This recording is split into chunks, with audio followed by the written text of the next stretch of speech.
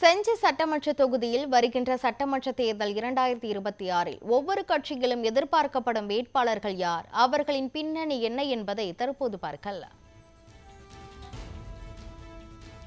அதிமுக சார்பில் மாவட்ட வழக்கறிஞர் பிரிவு துணைத் தலைவர் வேலவன் வேட்பாளராக அறிவிக்கப்பட வாய்ப்பு இருப்பதாக கூறப்படுகிறது. அடுத்ததாக மாவட்ட இளைஞரணி செயலாளர் பிருத்திவிராஜ் இந்த முறை வேட்பாளராக அறிவிக்க வாய்ப்பு இருப்பதாக அவரது ஆதரவாளர்கள் கூறுகின்றனர். இவர்களை தொடர்ந்து மாவட்ட வழக்கறிஞர் அணி பிரிவு செயலாளர் அருந்தத்தன் வேட்பாளராக போட்டியில் இருக்கிறார் என அவரது ஆதரவாளர்கள் கூறுகின்றனர்.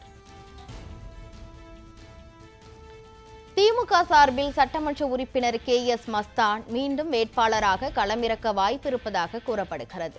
அடுத்ததாக செஞ்சி ஒன்றிய குழு பெருந்தலைவர் விஜயகுமார் வேட்பாளராக அறிவிக்கப்பட வேண்டும் என்று என்கின்றனர் அவரது ஆதரவாளர்கள்.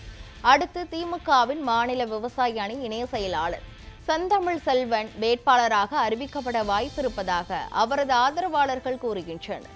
இவர் 2016ஆம் ஆண்டு பாமகவில் இருந்து விலகி திமுகவில் இணைந்தார் என்பதும் குறிப்பிடத்தக்கது.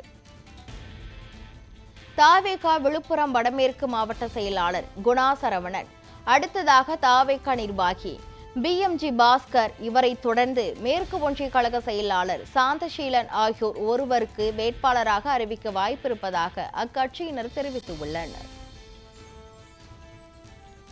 BJP சார்பில் தொகுதி அமைப்பாளர் VPN கோபிநாத் வேட்பாளராக அறிவிக்கப்பட வாய்ப்பிருப்பதாக கூறப்படுகிறது.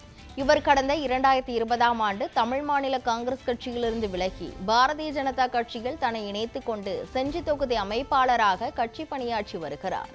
அடுத்ததாக மாநில செயலாளர் ரகுராம் வேட்பாளராக அறிவிக்கப்படுவார் என்று முணுமுணுக்கின்றனர் இவரது ஆதரவாளர்கள். இவர்களை தொடர்ந்து BJP முன்னாள் மாவட்ட தலைவர் MSR ராஜேந்திரனுக்கு சீட் கிடைக்க வாய்ப்பிருப்பதாக அவரது ஆதரவாளர்கள் தெரிவித்துள்ளனர்.